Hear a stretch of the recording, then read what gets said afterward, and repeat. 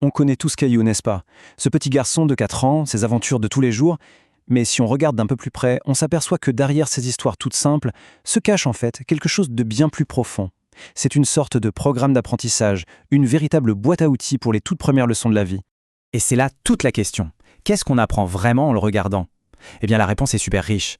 À travers les yeux de Caillou, on ne voit pas seulement les petites peurs et les grandes joies d'un enfant. Non, on découvre un véritable guide pratique pour affronter les premières grandes étapes de la vie.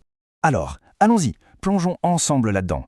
Chaque épisode, en fait, c'est pas juste un divertissement, c'est comme une mini-étude de cas sur le développement de l'enfant.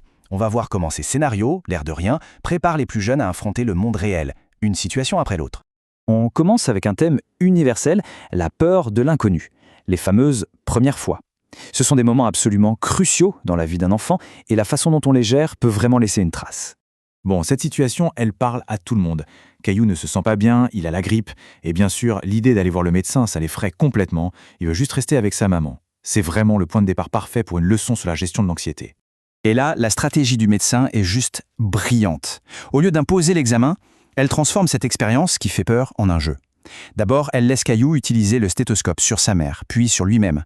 Ça lui donne un sentiment de contrôle, et tout à coup, la curiosité prend le dessus sur la peur. C'est vraiment malin. Et cette phrase, elle résume tout. C'est le cœur de l'approche. Le docteur Rose ne dit pas « arrête d'avoir peur ». Non, elle reconnaît son sentiment et elle lui offre une solution super concrète, un contact physique qui rassure. Ce n'est plus juste une consultation, ça devient une vraie leçon de communication et d'empathie. Et en fait, ce schéma, on le retrouve dans plein d'autres situations, que ce soit les masques d'Halloween qui font peur à sa petite sœur, l'obscurité ou même le nouveau chauffeur de bus. La solution, c'est toujours la même. Un accompagnement en douceur, une présence qui rassure et une façon très simple de démystifier ce qui est inconnu. Allez, maintenant on élargit un peu la perspective. Caillou n'apprend pas seulement à gérer ses émotions à lui. Il commence aussi à comprendre comment fonctionnent les choses autour de lui, le monde dans son ensemble.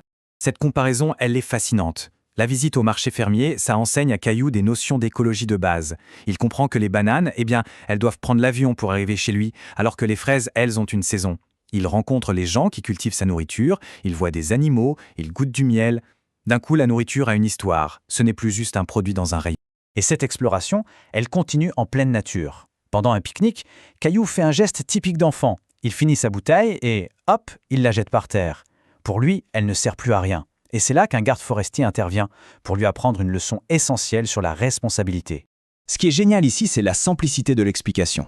Le gardier ne lui fait pas un grand cours sur la gestion des déchets. Il lui donne une définition super claire, concise et surtout qui a du sens pour un enfant de 4 ans. Le recyclage, ça devient une sorte de cercle magique. Et pour que ce soit encore plus concret, on passe de la théorie à la pratique. Le garde lui donne des exemples précis. Les boîtes de conserve, le carton, le papier, bref, des objets qu'il voit tous les jours.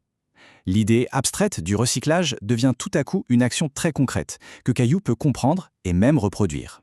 On passe maintenant au 3e grand volet de ce programme caché, et pas des moindres, l'intelligence sociale et émotionnelle.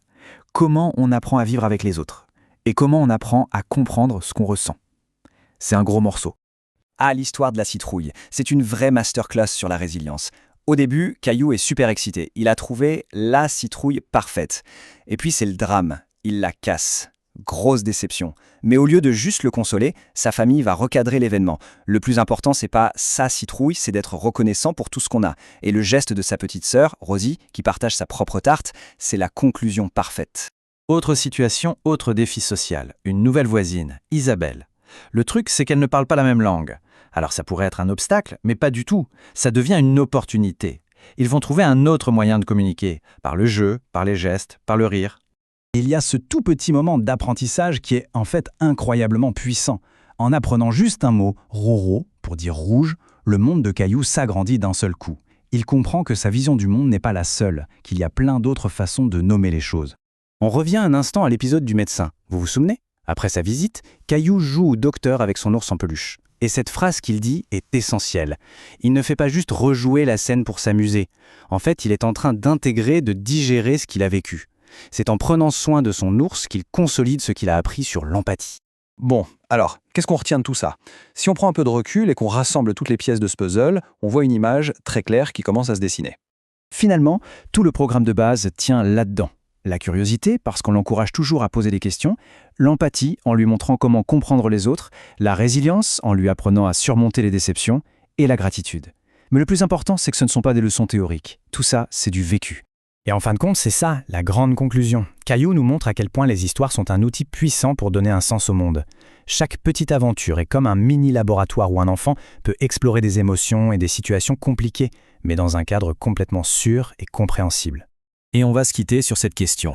Parce que ce soit Caillou ou un autre conte de notre enfance, on a tous été façonnés par des récits très simples qui, au fond, nous ont donné les clés pour comprendre des vérités bien plus complexes. C'est une belle idée sur laquelle réfléchir. Merci d'avoir suivi.